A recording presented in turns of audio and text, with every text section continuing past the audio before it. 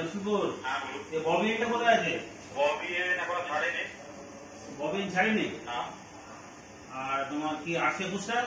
8 চলে গেছিল আপনার 21 আপনার 21 मालूम है इतना आसान नहीं है कि नहीं? ये 100 ग्राम। বলছি যে ইয়ে বর্ধমানের রসুন, হ্যাঁ বলুন। বর্ধমান রসুনপুরে বর্ধমান আর বিএমই আমরা বলছি দুটো আইকার আছে, বেলমুড়ির আইকার আর বর্ধমান আইকারটা পাঠিয়ে দিন। নিচ্ছে না তো, বলে দিন নিচ্ছে না।